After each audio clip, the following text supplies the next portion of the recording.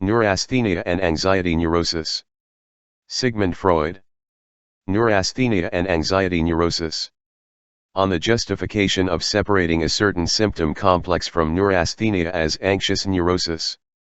So long as the word neurasthenia continues to be given all the meanings in which Beard had to use it, it will be difficult to say anything generally valid about the disease to which it qualifies. In my opinion, it must be very advantageous for neuropathology to try to separate from neurasthenia proper all those neurotic disturbances, whose symptoms are more firmly linked to each other than to typical neurasthenic symptoms than, moreover, in their etiology and mechanism. They differ essentially from the typical neurasthenic neurosis. This classifying work will soon provide us with an relatively uniform pattern of neurasthenia, and will allow us to distinguish from authentic neurasthenia, with greater precision than hitherto, various pseudoneurasthenias, such as the clinical picture of organically caused nasal reflex neurosis, the nervous disturbances of cachexia and arteriosclerosis, and of the initial stages of progressive paralysis and some psychoses. Also, I know it will make it possible to separate, following Mobius's proposal, some nervous states from hereditary degenerates, and reasons will be found to rather ascribe to melancholy some neuroses of an intermittent or periodic nature, which today are given the name of neurasthenia. But the decisive step consists in separating from neurasthenia a certain complex of symptoms that we will describe below and that fully fulfills the conditions detailed above. The symptoms of this complex are clinically much closer to each other than to neurasthenics, that is, they often appear together, and represent each other in the course of the disease, and both the etiology and the mechanism of the neurosis to which they correspond are fundamentally different from those of authentic neurasthenia, as it remains after the initial separation has been made. We give this symptom complex the name anxiety neurosis because all its components can be grouped around one main component, which is anxiety. At first we thought our interpretation of the symptoms of anxiety neurosis was original, but one day an interesting conference by Hecker fell into our hands, in which we found the same theory clearly and fully developed. However, Hecker does not separate from neurosis, as I propose to do, the symptoms, in which he recognizes equivalents or rudiments of the panic attack, doubtless because he did not realize the existing etiological difference. The knowledge of this difference leaves us free to give to the symptoms of neurosis anxiety a different qualifier from neurasthenics, thus making it easier for us to establish general statements. A. Clinical symptoms of anxiety neurosis. The disturbance to which we give the name anxiety neurosis arises fully or only rudimentarily developed, alone or in combination with other neuroses. It is, of course, the cases that are somewhat complete and at the same time isolated, which most especially give the impression that the anxiety neurosis possesses complete clinical independence. In other cases we are faced with the task of separating from a complex of symptoms corresponding to a mixed neurosis those that do not belong to neurasthenia, hysteria, etc., but to anxiety neurosis. The clinical picture of anxiety neurosis includes the following symptoms. 1. General excitability. This is a very frequent nervous symptom, typical as such of many nervous states. We include it here because it always arises in anxiety neurosis, and is theoretically very important. A high excitability always indicates accumulation of excitement or inability to resist it, that is, absolute or relative accumulation of excitation. Within this high excitability, its manifestation in auditory hyperesthesia, hypersensitivity with respect to noises seems to me worth special mention, symptoms that can surely be explained by the intimate innate relationship between the impressions. Auditory and startle. Auditory hyperesthesia appears many times as a cause of insomnia, of which more than one form belongs to anxiety neurosis. 2. The anxious wait. It is not possible for us to explain the state to which we refer in this way other than by the name itself assigned to it and the exposition of some examples. Thus, that of a woman who every time she hears her husband cough, prone to colds, thinks about the possibility of contracting fatal pneumonia, and in her imagination she sees the funeral passing by. When you come home and see 2 or 3 people at your door, he cannot help but think that one of his children has fallen from a balcony, and if he hears the bell tolling he immediately figures out that it is for a loved one, while none of these cases involves anything that could mean a mere possibility. The anxious weight is also mitigated in the normal, including everything that we designate with the names of anxiety, tendency to a pessimistic vision of things, etc., but it exceeds the natural level whenever possible, and many times it is recognized by the patients themselves as a kind of obsession. For one of the forms of anxious waiting, that is, for the one that refers to one's own health, you can reserve the old medical term hypochondria. Hypochondriasis does not always follow a trajectory parallel to that of general anguished waiting, since it requires as a precondition the existence of paresthesias and painful physical sensations, and thus it turns out to be the form that neurasthenics prefer as soon as they succumb to anxiety neurosis, which is very frequent. Another manifestation of anxious waiting is the tendency, so frequent in people of moral sensibility, to fear their own conscience, to exaggerated scruples, tendency that can also go from the normal to the pathological. Anxious waiting is the nodular symptom of neurosis. In it the accuracy of a whole part of our theory about such a disturbance is made clear to us. It can perhaps be concluded that we are dealing with a freely floating quantum of anguish that during the wait dominates the choice of representations, and is ready at all times to attach itself to any suitable idea. 3. This is not the only way in which the anguishing wait can manifest itself, almost always latent for the conscience, but constantly on the lookout. It can, in fact, suddenly burst into consciousness without being awakened by the course of the imagination and provokes so a panic attack. Such an attack can consist only of the sensation of anguish, not associated with any representation, or linked to that of death or madness, or also in the same sensation, accompanied by any paresthesia, analogous to a hysterical aura, or linked to the disturbance of one or more physical functions, such as respiration, circulation, vasomotor innervation or glandular activity. As a result of this combination, the patient makes one factor stand out as quickly as another, complaining of palpitations, dyspnea, sweating, bulimia, etc., and in his lamentations he frequently leaves the feeling of anguish unmentioned or alludes slightly to it, describing it as discomfort, etc. 4. For the diagnosis, the fact that the proportion of the indicated elements in the anxiety attack is infinitely variable is of great importance, and each of the concomitant symptoms can also constitute the attack by themselves, as well as the anxiety. There are, therefore, rudimentary anxiety attacks and their equivalents of anxiety attacks, all of them probably of equal significance, showing a great wealth of forms, hitherto little studied. The careful study of these larval states of anxiety, Hecker, and their differentiation from other attacks constitutes a task that urgently demands the attention of neurologists. Here is a list of the forms of anxiety attacks that are known to me up to now. A.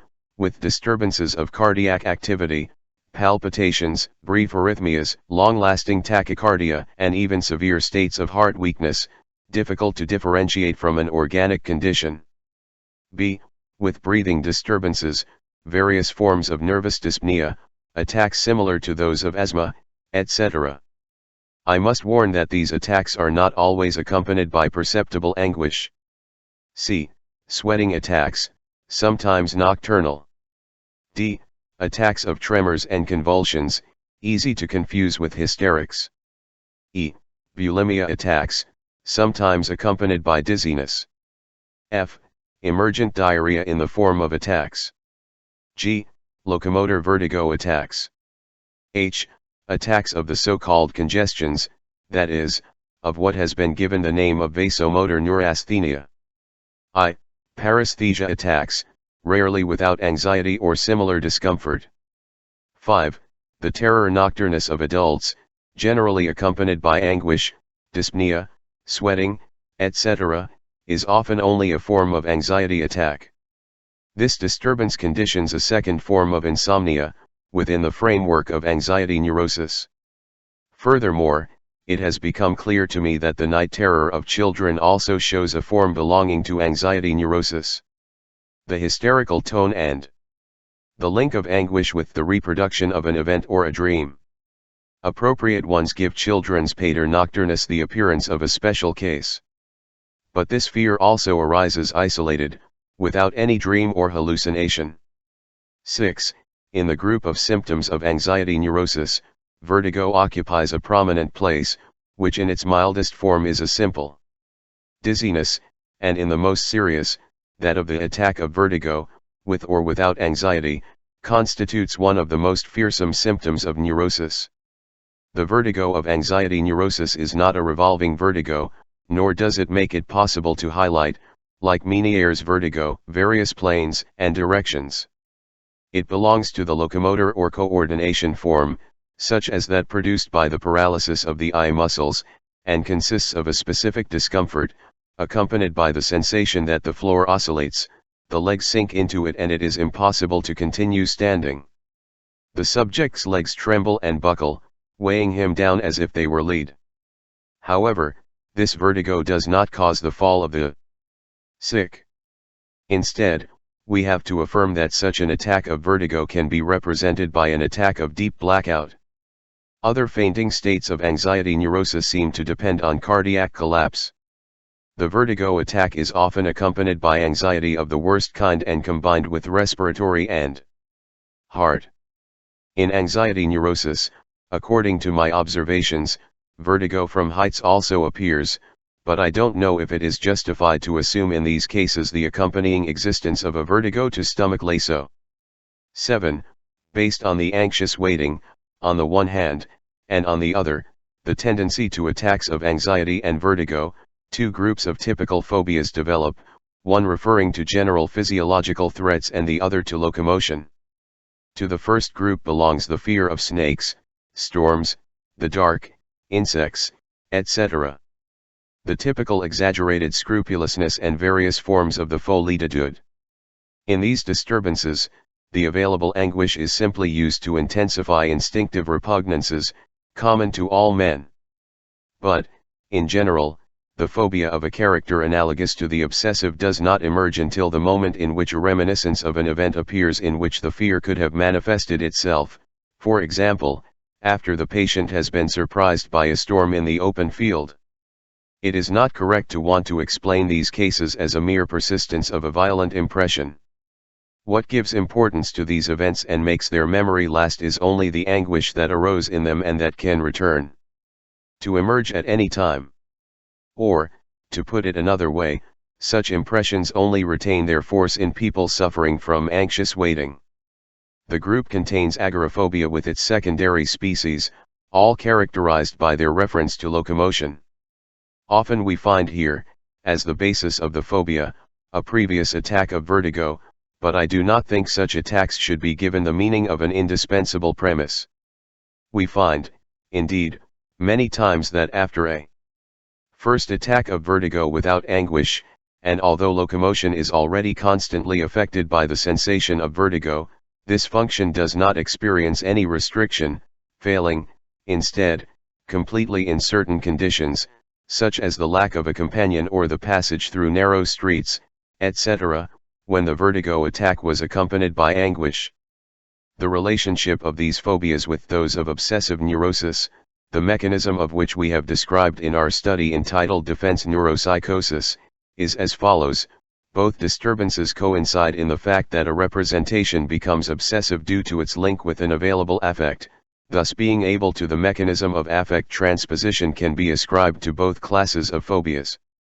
But in the phobias of anxiety neurosis, this affect is always the same, anxiety, and it does not come from a repressed representation, proving itself as irreducible through psychological analysis as it is resistant to all psychotherapeutic action. Thus, the substitution mechanism is not applicable to the phobias of anxiety neurosis. Both kinds of phobias, or obsessive representations, frequently occur together, although atypical phobias, based on obsessive representations, do not necessarily have to be rooted in the field of anxiety neurosis.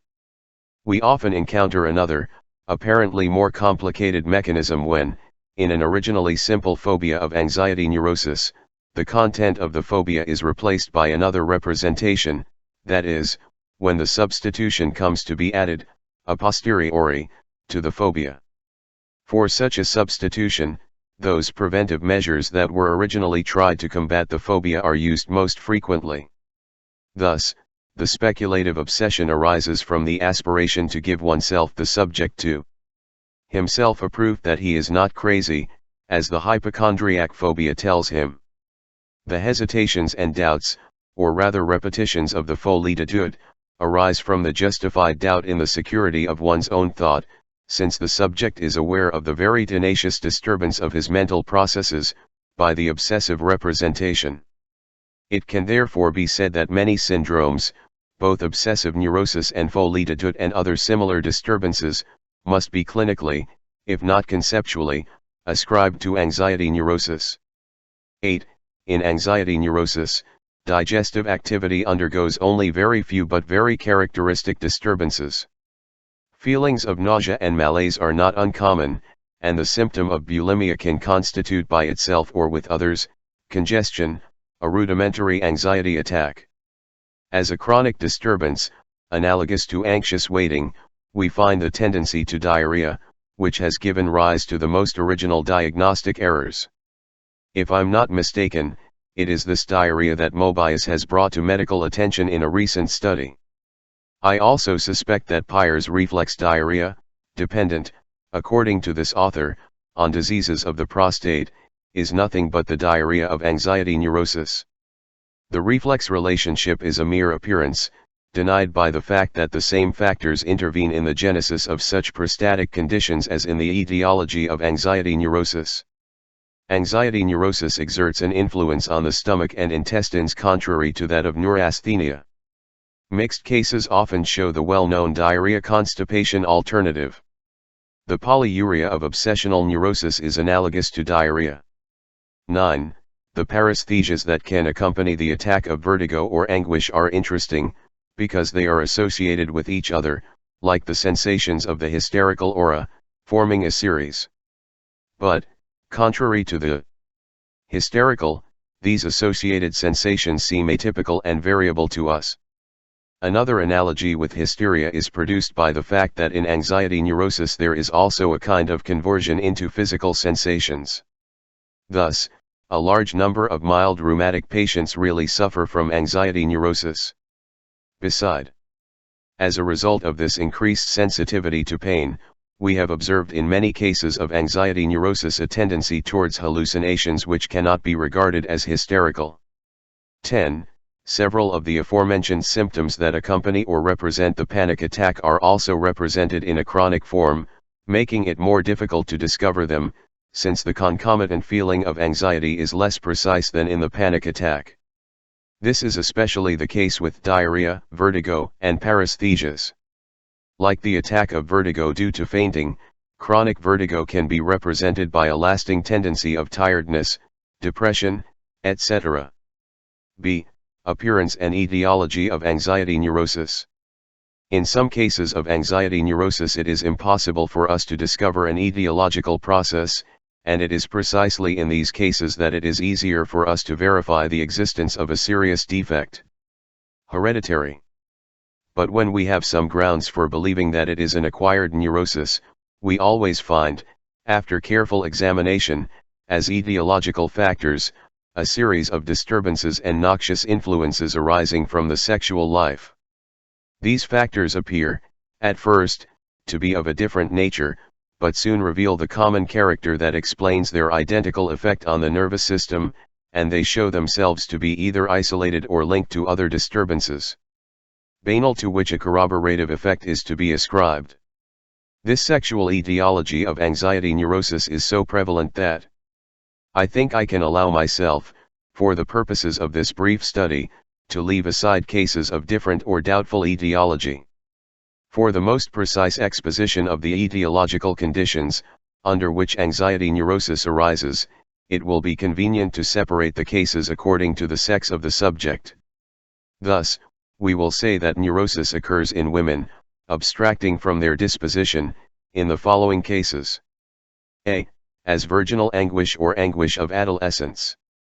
A great number of personal observations have shown me that the first contact with the sexual problem, in the form of a sudden revelation of what then covered up, either by seeing a sexual act, or by reading or in conversation, it can cause the emergence of an anxiety neurosis in adolescence, almost typically combined with hysteria. B. As anguish of newlyweds. Newlyweds who have remained anesthetic during their first cohabitations frequently contract an anxiety neurosis, which then disappears when the anesthesia is replaced by normal sensitivity. Given that the majority of newlyweds initially anesthetic do not, however, contract such a neurosis, we must consider the concurrence of other conditions necessary for its appearance, which we will indicate later. C. As anguish of women whose husbands are suffering from ejaculatio precox or severe decrease in potency. D. Of those others whose husbands practice coitus interruptus or reservatus. These cases form one, since the analysis of numerous examples has imposed on us the conviction that the decisive factor is exclusively whether or not the woman achieves sexual satisfaction in intercourse. The negative case entails the condition of the emergence of the anxiety neurosis. On the other hand, those women whose husbands suffer from ejaculatio precox, but can immediately repeat intercourse, with better results, remain protected against neurosis. The congressus reservatus by means of the condom. It does not harm the wife when the husband is very powerful and she is quickly excitable, but otherwise, this form of preventive trade is as harmful as the others. Coitus interruptus is almost always harmful for those who practice it, with the circumstance that for the woman it is only when the husband does it without consideration for her, that is, interrupting coitus as soon as he feels ejaculation close, without taking care of the course of excitement.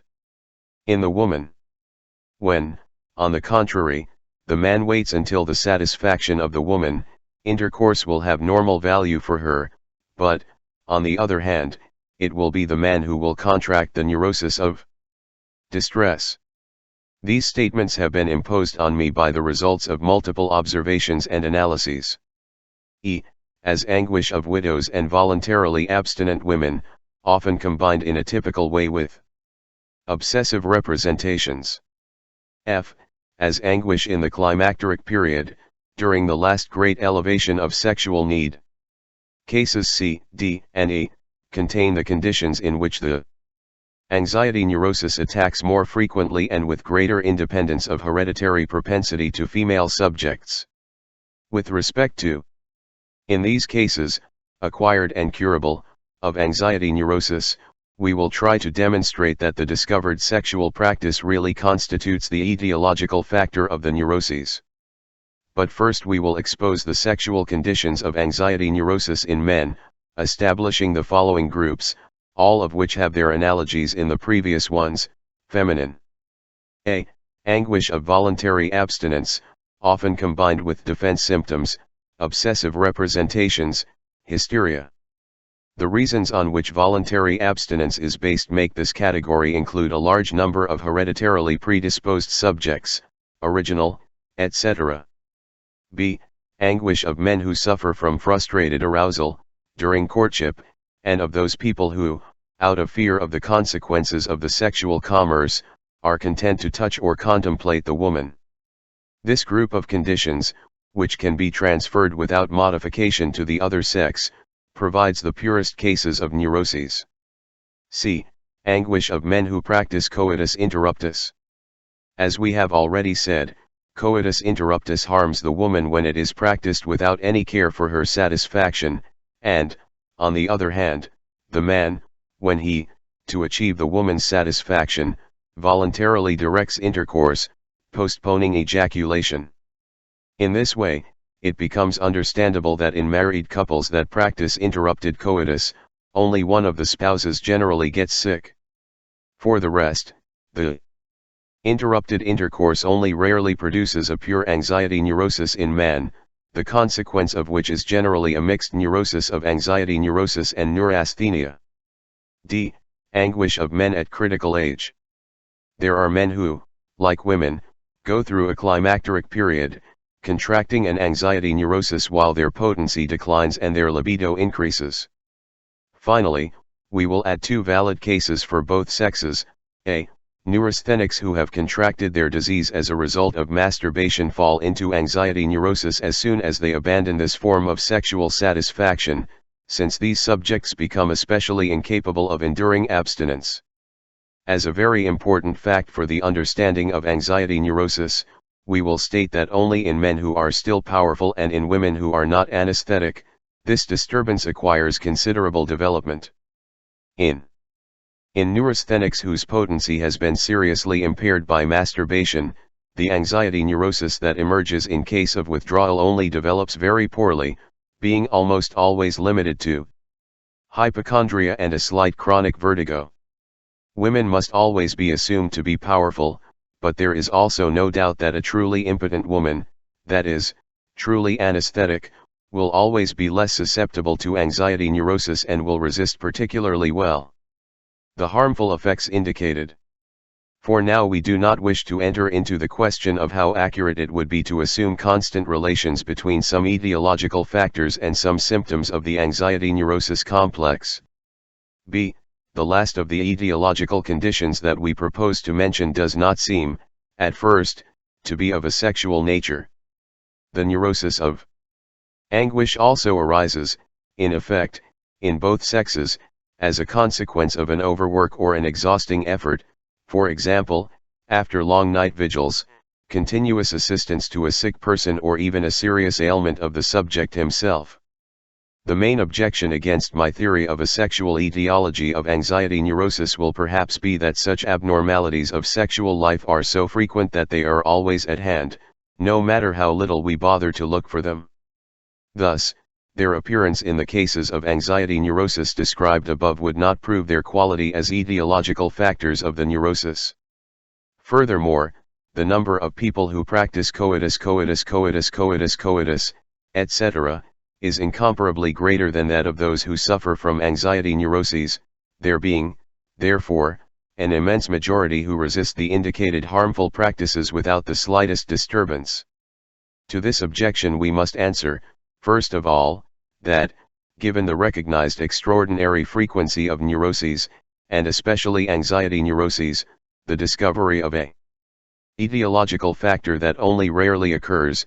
Secondly, that the fact that the etiological factor is discovered in an etiological investigation more frequently than its effect, constitutes precisely the fulfillment of a postulate of pathology, since other conditions may be necessary for said effect to occur, propensity, aggregation of the specific etiology supported by other innocuous influences in itself, and, finally, that the above detailed classification of cases appropriate to the emergence of anxiety neurosis unequivocally demonstrates the significance of the sexual factor. But for now we will limit ourselves to the etiological factor constituted by coitus interruptus and to the exposition of some experiences. Probationary. 1. As long as the anxiety neurosis of a young woman is not yet fully constituted, but arises in ramifications which then disappear spontaneously, it can be shown that each such impulse of the neurosis depends on coitus in which the satisfaction was incomplete. 2 days after the same or the next day, in less resistant people, the attack of anxiety or anxiety appears regularly. Vertigo, to which other neurotic symptoms join, then disappearing altogether, when matrimonial trade is infrequent. A casual trip by the husband or a stay by the wife in some high station, together with the interruption of the matrimonial trade, generally improve the patient. The same happens with gynecological treatment, which is almost always used at the beginning, in these cases, insofar as it entails the interruption of carnal intercourse. But both the high-altitude cure and the local treatment are singularly ineffective as soon as the spouses cohabit again. On the other hand, if the doctor, aware of this etiology, has the spouses substitute the coitus interruptus for the normal one, he will always obtain, in cases of neurosis not yet constituted, the therapeutic proof of our affirmations, since the anguish will cease and never return to appear without a new similar reason. 2. in the anamneses of many cases of anxiety neurosis, we find in both men and women a singular oscillation of the intensity of the phenomena and of the alternatives of the entire pathological state. 1 year is almost good, and the next, horrible, sometimes. The improvement seemed to be due to a certain cure, but this same cure then completely fails in another attack, etc. If we then investigate the number of children of the couple and their order of succession and confront this conjugal chronicle with the strange course of neurosis, we will find that the periods of improvement or well-being coincide with the pregnancies of the woman, during which there was, naturally, no reason to practicing preventive trade, also confirming that the husband obtained improvement in all those cures, whatever their class, whose term coincided with the beginning of pregnancy in his wife. 3. From the anamneses of patients it often turns out that the symptoms of anxiety neurosis have come to replace, at a certain time, those of another neurosis, for example, those of the NEURASTHENIA. In these cases it is always shown that shortly before such a change in the clinical picture a correlative change in the harmful sexual practice has taken effect. These experiences, multipliable at will, impose on the doctor, for a whole category of cases, the sexual etiology, existing other cases that, at least, are made understandable to us by means of the key that such etiology supposes, without which we cannot understand it. It would not be possible to classify them either. Such cases, very numerous, are those in which we find, of course, everything that we have discovered in the other category, that is, on the one hand, the phenomena of the neurosis of anguish, and on the other, the specific factor represented by coitus interruptus, but in which something new is also interpolated, a long interval between the suspected etiology and its effect, and perhaps also etiological factors of a non-sexual nature. Let's see an example. A subject suffers, upon receiving the news of his father's death, a heart attack, and from this moment ill with anxiety neurosis. The case is thus incomprehensible, since the subject had not shown until then any indication of a nervous disposition, and the death of his father, already very old, occurred in circumstances completely normal, and the normal and expected death of an elderly parent cannot be counted among the events that usually make healthy people sick. But, on the other hand, we know that the subject has been practicing coitus interruptus for 11 years, taking care that his wife obtains full satisfaction from it, and this circumstance already sheds a bright light on the etiology of the case, since the subject presents exactly the same phenomena verified in other people after a short practice of the indicated sexual management and without the intervention of another trauma. Similarly, we must judge the case of a woman who became ill with anxiety neurosis after losing a child, and that of a student whose anxiety neurosis it hinders the preparation of some oppositions. In neither of these two cases do I find the effect explained by the etiological causes indicated. You can study without exhaustion, and a healthy mother's reaction to the loss of a child is often nothing more than normal sadness. But above all, I would hope that the exhausting work had produced in the student a cerebral weakness, and that at the death of her son the mother had acquired a hysteria. The circumstance of getting sick, both of anxiety neurosis, makes me give an etiological value to the facts that the mother has been practicing coitus interruptus with her husband for 8 years, and that the student, for 3 years, has maintained some intimate love affairs with an honest young woman, whom he should not get pregnant. All this leads us to affirm that the specific sexual harmfulness of coitus interruptus, when it does not cause anxiety neurosis by itself, predisposes, at least, to its acquisition. Anxiety neurosis then arises as soon as the latent effect of the specific factor is added to that of another innocuous factor. The latter can quantitatively represent the specific factor, but not qualitatively replace it. The specific factor always remains that which determines the form of the neurosis. I hope to demonstrate this principle also with regard to the etiology of other neuroses.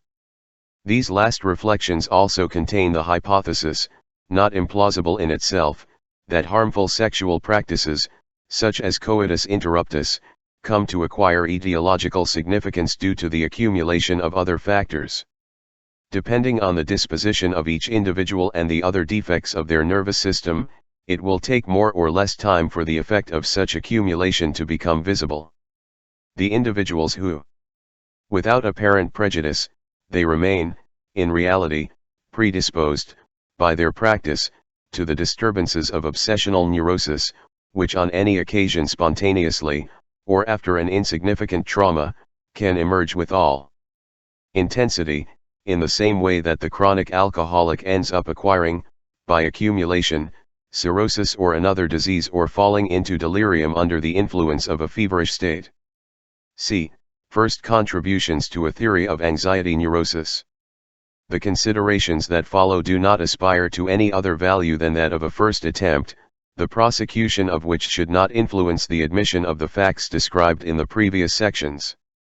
On the other hand, the admission of the theory of anxiety neurosis, which we are going to try to develop, is made even more difficult, due to the fact that it constitutes only a fragment of a broader exposition of the neuroses. What we have said so far about anxiety neurosis already covers some extremes that allow us to penetrate somewhat into the mechanism of this neurosis. Thus, first of all, the suspicion that it can be of an accumulation of excitation, and also the very important fact that the anxiety on which the phenomena of neurosis are based is not capable of a psychic discharge. A shock would be possible, for example, if the basis of the anxiety neurosis were a single startle or repeated justified, which constitutes, from its occurrence, the disposition to anguish. But this is not the case.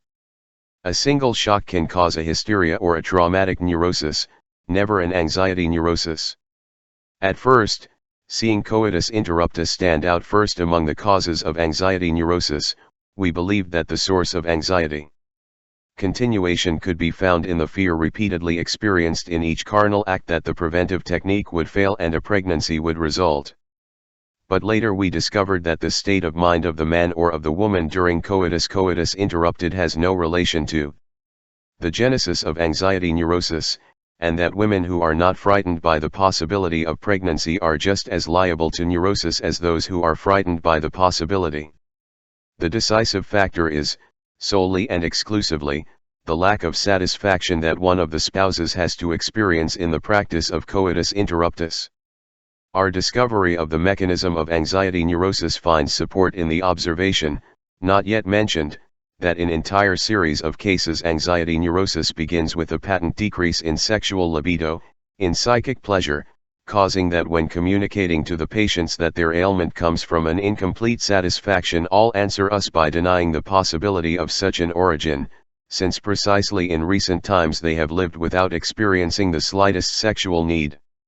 All these indications, that is, the fact that it is an accumulation of excitement, that the anguish, which probably corresponds to said accumulated excitation, is of somatic origin, being, therefore, accumulated somatic excitation, that this somatic arousal is of a sexual nature, with a parallel decrease in psychic participation in sexual processes, all these indications, we repeat, favor the suspicion that the mechanism of the anxiety neurosis must be sought in the diversion of somatic sexual excitement, from the psychic, and in a consequent abnormal use of said excitement.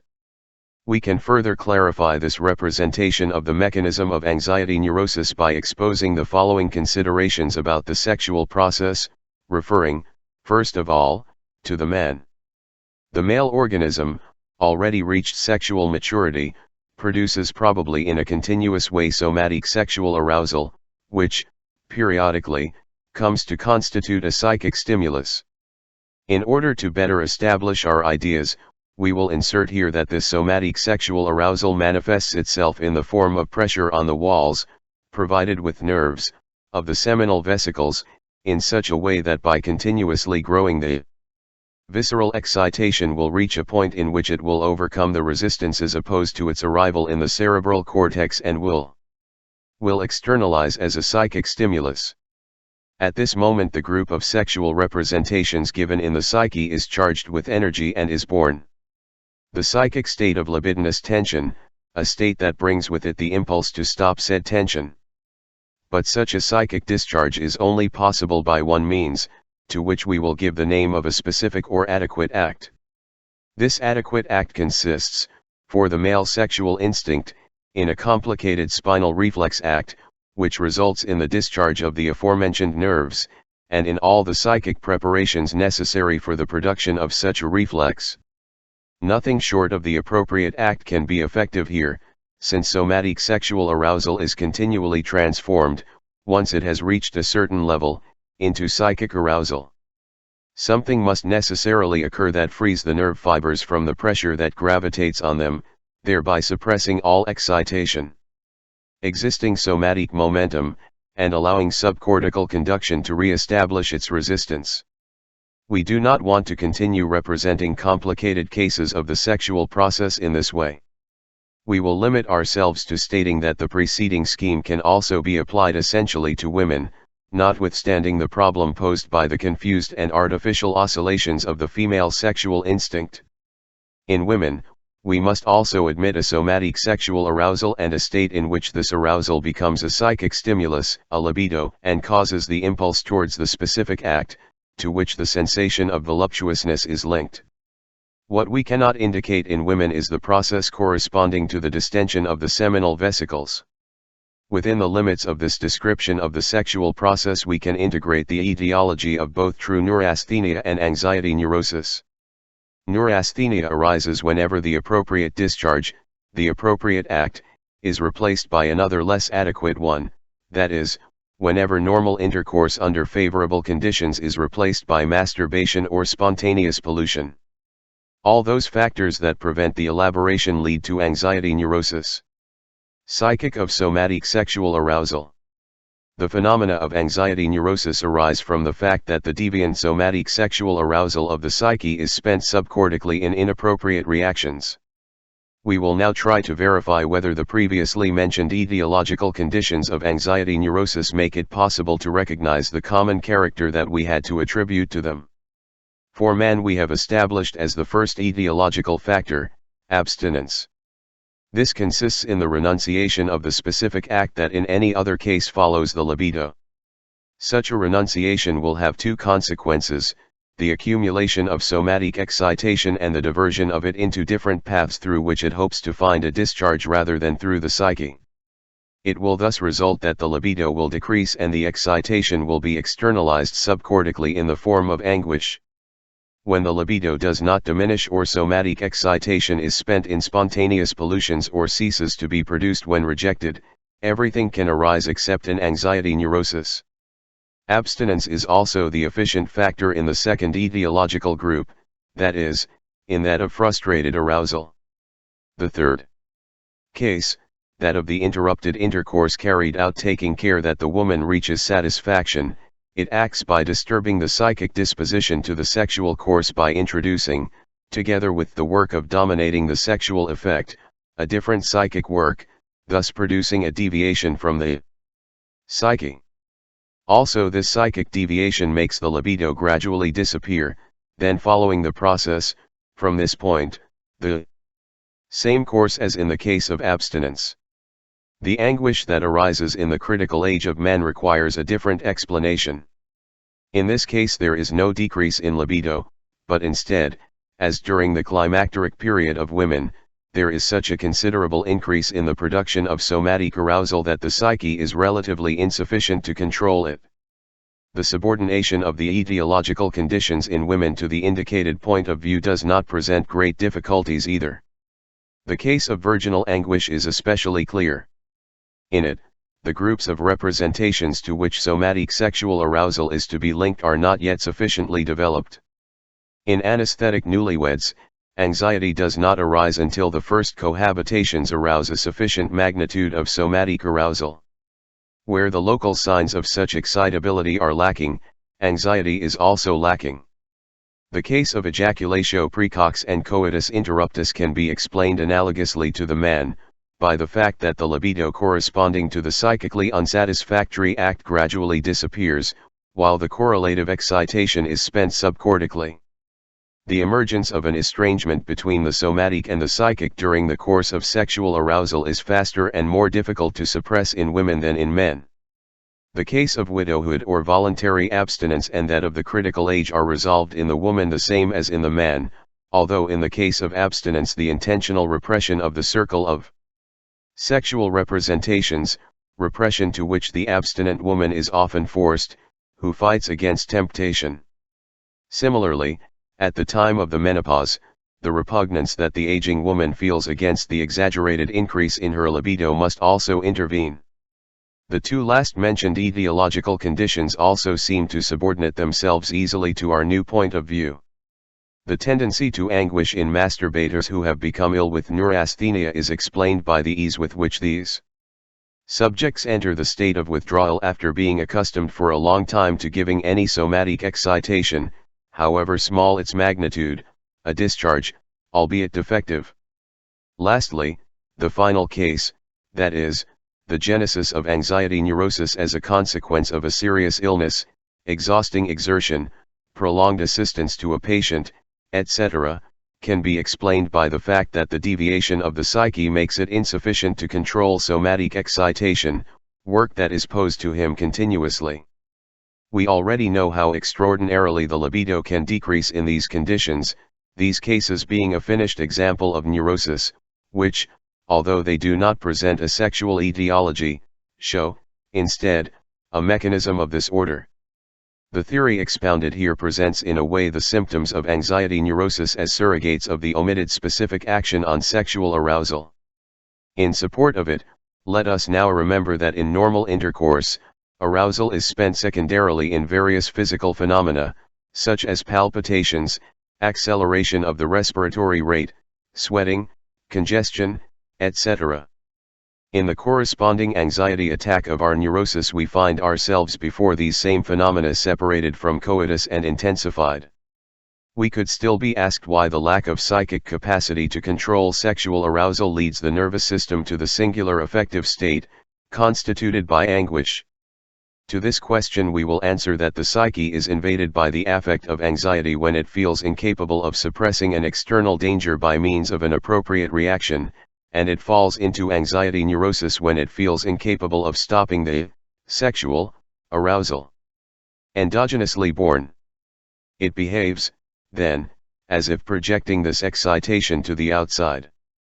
The affect and the neurosis corresponding to it are in intimate relationship, the first being the reaction to an exogenous excitation, and the second, the reaction to the analogous endogenous excitation. The affect is a rapidly passing state, and neurosis a chronic state, for the exogenous excitation acts as a single impulse, and the endogenous one as a constant force. In neuroses, the nervous system reacts against an internal source of excitation, just as it reacts in the corresponding affect against a similar external excitation.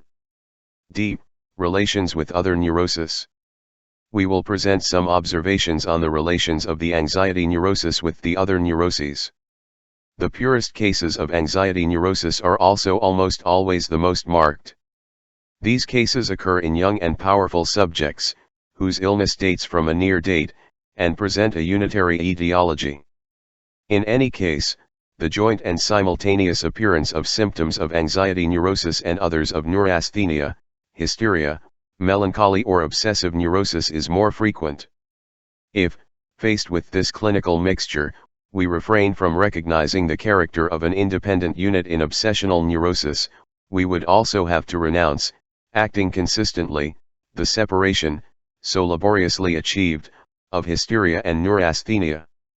With regard to the analysis of mixed neurosis, we can lay down the following important principle: in any case of mixed neurosis, the existence of a mixture of several etiologies can be discovered.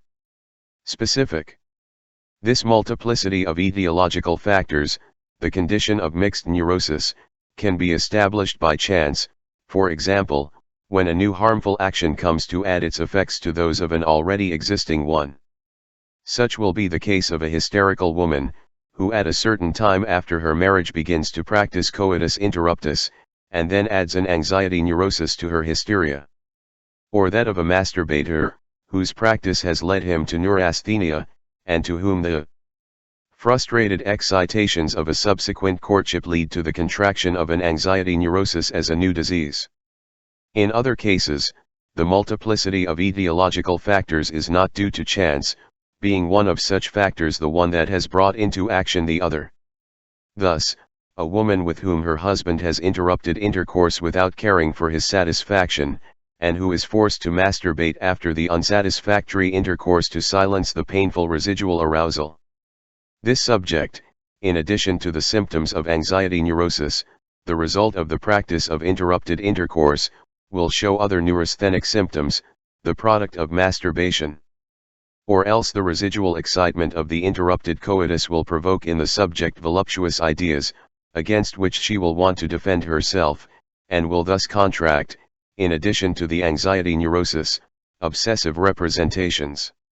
Or, finally, the practice of coitus interruptus will make her lose love with her husband and experience a new inclination, which she keeps carefully secret, thus showing a mixture of anxiety neurosis and hysteria. In a third category of mixed neuroses, the connection of the symptoms is even more intimate, the same etiological condition being the one that regularly and simultaneously initiates the two neuroses. So the sudden asexual revelation, the cause of virginal anxiety, always engenders hysteria as well, and the vast majority of cases of voluntary abstinence are linked from the outset with obsessive representations. Similarly, interrupted intercourse without satisfaction for the man can never, in our opinion, engender a pure anxiety neurosis, but always a mixture of anxiety neurosis and neurasthenia. From these reflections it turns out that it is necessary to differentiate also from the etiological conditions of the appearance of neuroses their specific etiological factors. The first, for example, withdrawal, masturbation, and abstinence, still have multiple facets, and each of them can produce different neuroses. Only the etiological factors abstracted from them, such as inadequate discharge, mental insufficiency, and defense with substitution, have a specific and unequivocal relationship with the etiology of each one of the various great neuroses. As regards its essence, the anxiety neurosis shows very interesting coincidences and disparities with the other major neuroses, especially with neurasthenia and hysteria. With neurasthenia it shares a very main character, that of locating the source of the excitement, that is, the reason for the disturbance, in the somatic field and not in the psychic, as happens in hysteria and obsessive neurosis. For the rest, there is rather a kind of opposition between the symptoms of neurasthenia and those of anxiety neurosis, opposition that can be expressed synthetically with the antithesis. Accumulation decrease of arousal. This antithesis does not prevent the two neuroses from mixing with each other, but they are shown in the fact that in both the extreme cases are also the purest. With hysteria, anxiety neurosis shows a series of symptomatological coincidences that have not yet been studied. The appearance of the phenomena, either as lasting symptoms, or in attacks, paresthesias, grouped as an aura, hyperesthesias and tender points, which are shown in certain surrogates of panic attacks in dyspnea and heart attack, the intensification of pain, perhaps organically justified, through conversion. These and other common characters even suggest that much of what we attribute to hysteria should be attributed to anxiety neurosis. Turning to the mechanism of both neuroses, as far as we have been able to discover it up to now, we find certain characteristics that allow us to consider anxiety neurosis as the somatic counterpart of hysteria. Both in one and in the other it is an accumulation of excitation, a parity on which the analogy described above is perhaps based. Of the symptoms, in both there is also a psychic insufficiency, as a result of which abnormal somatic processes arise. Lastly, in both also there arises, instead of a psychic elaboration, a diversion of excitation towards the somatic, with the only difference that the excitation in whose deviation the neurosis manifests itself is in the purely somatic anxiety neurosis, sexual arousal. Somatic, and in psychic hysteria, caused by a conflict. It is therefore not surprising that hysteria and anxiety neurosis are regularly combined with each other, as in virginal anxiety or sexual hysteria, or that hysteria borrows from anxiety neurosis. Anxiety, a whole series of symptoms. These intimate relationships between anxiety neurosis and hysteria provide a new argument for the need to separate anxiety neurosis from neurasthenia, since by rejecting this separation we cannot maintain the differentiation that is so essential for us between neurasthenia and hysteria. End. Neurasthenia and anxiety neurosis. Sigmund Freud.